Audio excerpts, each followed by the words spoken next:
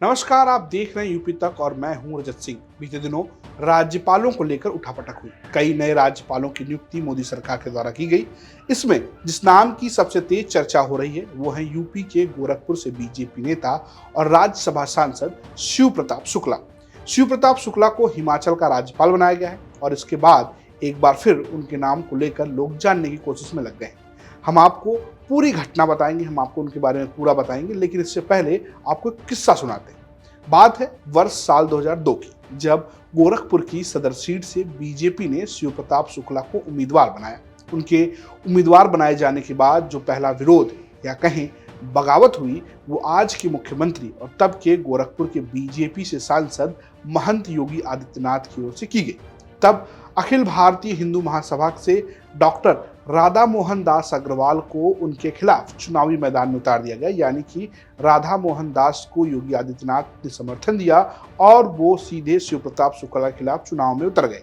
अब इसे आप योगी आदित्यनाथ की पकड़ ही कहेंगे कि शिव प्रताप शुक्ला को जबरदस्त मात मिली और ऐसी मात मिली कि उसके बाद वो 2016 तक एक तरीके से बीजेपी में तो सक्रिय रहे, लेकिन राजनीतिक रूप से कुछ खास कर नहीं पाए। लेकिन 2017 में मोदी सरकार उन्हें वित्त राज्य मंत्री बनाती है और अब उन्हें एक के बाद एक महत्वपूर्ण पद दिए जा रहे हैं। लेकिन शिव प्रताप शुक्ला की राजनीतिक हैसियत साल 2002 से पहले भी काफी बड़ी थी, वो हम आपको बताते हैं। दरअसल शिव प्रताप शुक्ला की राजनीति की जो शुरुआत है वो होती है 1972 से, जब वो अखिल भारतीय विद्यार्थी परिषद से जुड़ते हैं, जो बीजेपी का छात्र विंग है। छात्र जीवन में वो गोरखपुर विश्वविद्यालय के छात्र संघ से अध्यक्ष का चुनाव भी लड़े, लेकिन हार गए।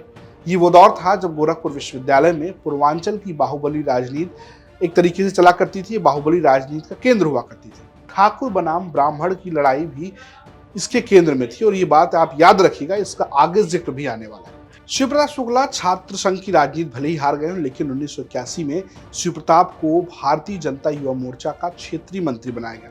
1975 में इमरजेंसी लग गई तो जेल भी गए, जैसा सभी नेता उस दौर में गए थे। मीसा भी लगाया गया। जेल से बाहर आए तो राम मंदिर आंदोलन में लग गए और इतनी लंबी लड़ाई के बाद 1989 में गोरखपुर से कांग्रेस के सुनील शास्त्री को हराकर पहली बार विधायक बने। इसके बाद उन्होंने लगातार एक तरीके से माहौल सा बना दिया, आप ये कहिए गर्दा तरीके से गर्दा काट दिया हो, ऐसा कुछ किया उन्होंने। चाहे 1989 हो, 1991 हो, 1993 हो और 1996 हो, वो लगातार गोरखपुर से विधायक चुने जाते हैं और उत्तर प्रदेश में बीजेपी के प्रमुख ब्राह्मण चेहरे बन गए। इसका अंदाजा उनके आप कद से लगा सकते हैं। आपको बताता हूँ उनके पास कौन कौन से पद रहे। 2023 में वो राज्यपाल बने। 2017 में केंद्रीय वित्त राज्य मंत्री बने। 2016 में राज्यसभा सदस्य बने।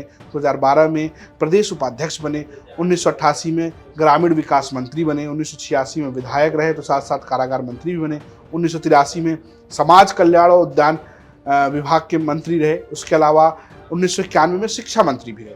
तो कुल मिलाकर एक बहुत बड़े चेहरे के तौर पर उत्तर प्रदेश में वो हैं।